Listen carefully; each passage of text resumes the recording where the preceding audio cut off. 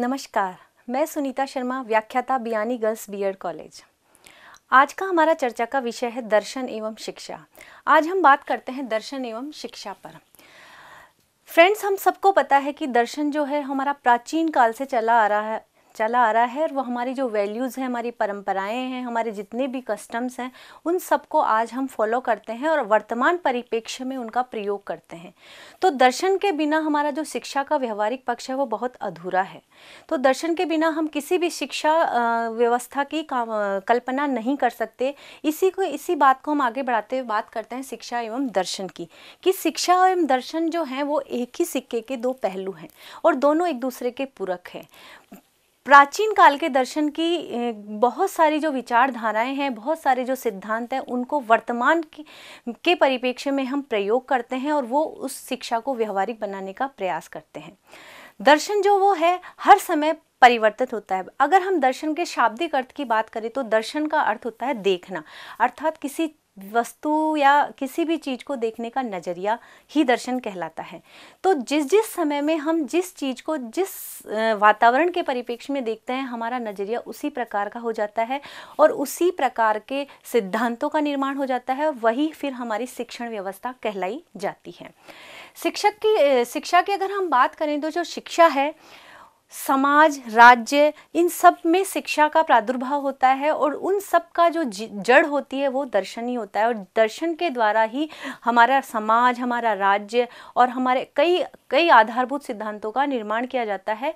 और इन्हीं के द्वारा रॉस के एक सिद्धांत की अगर हम बात करें तो दर्शन एवं शिक्षा का संबंध उन्होंने बड़े ही एक अच्छे डायग्राम के द्वारा बताया है। उन्होंने बताया है कि जो दर्शन का जो सिद्धांत है वो सैद्धांतिक सिद्धांत है, अर्थात जितने भी सिद्धांत हुए हैं वो सब दर्शन की ही देन है।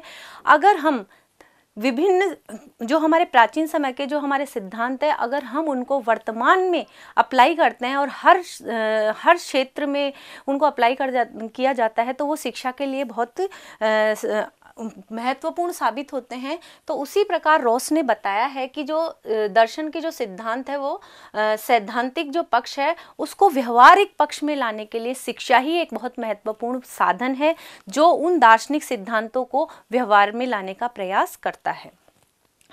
इसलिए उन्होंने कहा है कि शिक्षा एक गतिशील पक्ष है जो समय समय पर बदलता रहता है।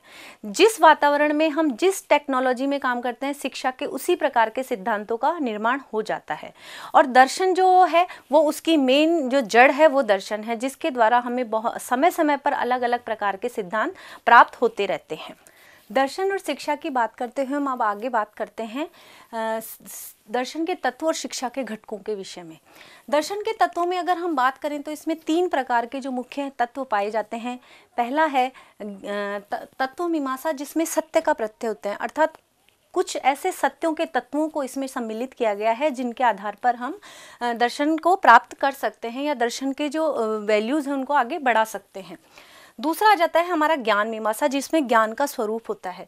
तीसरा आता है हमारा मूल्य मीमांसा, यानी ज्ञान को किस तरह से हम चयन करते हैं, यानी वो वैल्यूज़ जिनके द्वारा हम ज्ञान को मापदंड निर्धारित करते हैं कि हमें किस प्रकार का ज्ञान हमें बच्चों को प्रदान करना है, उस ज्ञान के मापदंडों पर मापने के लिए हम मूल्य मीमांसा का प्रयोग करते हैं। मूल्य मीमांसा 3rd नंबर पे आएगा आपका, जिसमें ज्ञान चयन के मानक बताए गए हैं। और तर्क मीमांसा में हम किसी भी चीज़ का लॉजिक प्राप्त करते हैं या लॉजिक प्रदान करते हैं, अर्थात ये ज्ञान प्राप्त करने के साधन कहलाते हैं। इन सब दर्शन के जो तत्व हैं, ये 4 प्रकार के जो तत्व हैं, इन सारे तत्वों को हम शिक्षा के घटकों में निर्धारित करते हैं। अर्थात शिक्षा के जितने भी घटक हैं कि इन तत्वों के आधार पर हम शिक्षा के लक्ष्य एवं उद्देश्यों को निर्धारित करते हैं।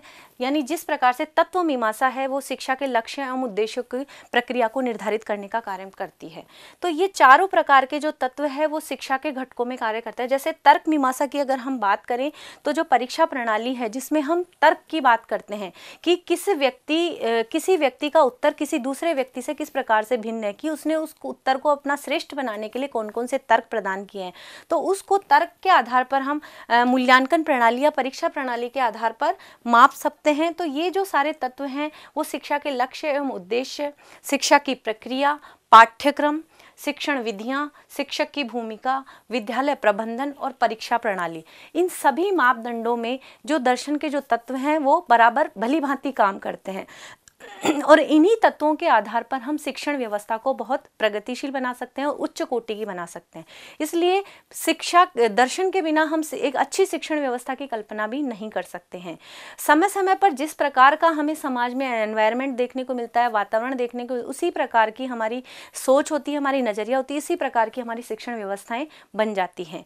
तो हमें समाज के, जैसे प्राचीन काल की अगर हम बात करें तो प्राचीन काल में गुरुकुल शिक्षा प्रणाली प्रचलित थी, वहाँ पे गुरु का अधिक महत्व था। तो वहाँ जो शिक्षण व्यवस्था थी वो इसी प्रकार की थी और वेदों का पठन पाठन किया जाता था।